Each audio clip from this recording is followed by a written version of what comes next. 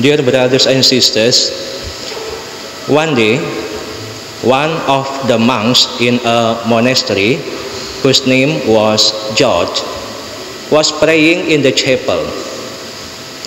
Suddenly, he saw a very bright shining light.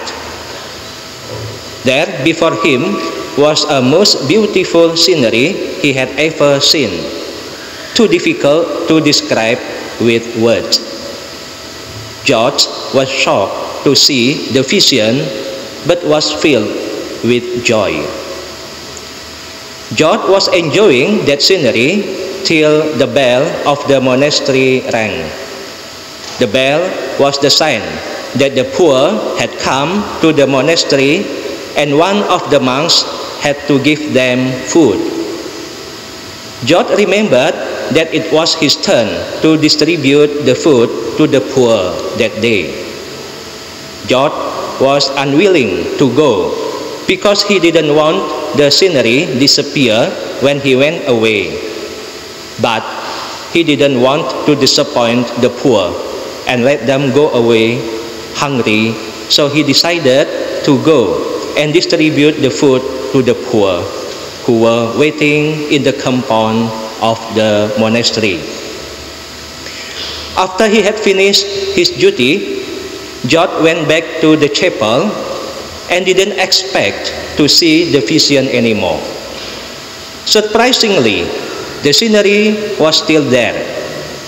Then he heard a voice saying, "George, if you didn't go and feed the poor, I would not be here anymore."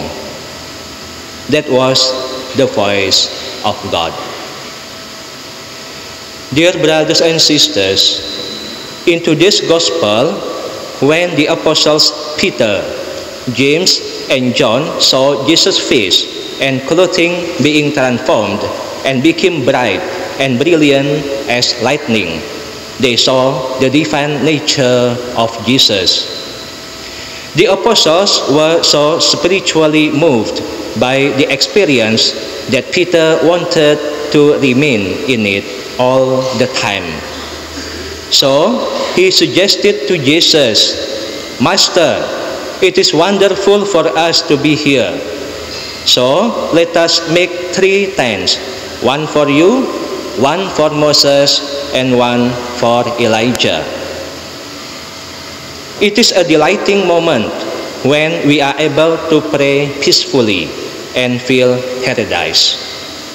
Usually, we can find this moment during retreat given by the POTA team or during intercessory prayer and healing mass and the like.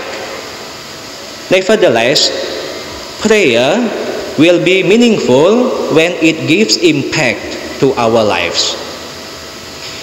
Dear brothers and sisters, prayer is our identity as children of God. In other words, if we don't pray, we are not really children of God. Nonetheless, we often find another identity or false identity as sons and daughters of God. We identify ourselves with a secular self-image. In today's secular society, our self-image is very much dominated and determined by how we look, what we dress, what position we hold in society, and the like. Our true identity is what Jesus in gospel preach and teach. Our true identity is more than what we have and possess. We are precious sons and daughters of God the Father. In this identity, we live our lives for God, in God, and through God. Father Damien was such a person. He was a Belgian, and he was able to live in good facilities in Belgium. But he decided to live and die for the lepers in Molokai. He spent his whole life to serve the lepers, the untouchable. As a Belgian nationality, Father Damien was born in Belgium, yet his heart's desire was to die in Molokai, the island where he had served and to which he had given much of his life. Father Damien had identified himself more fully with the people he served than with his nationality identity. His love for God was deeper than his love for his country. So, dear brothers and sisters, what are our identities based on? Do we draw happiness and meaning in life from our possessions, positions, and prestige in life, and thus live by secular false identity?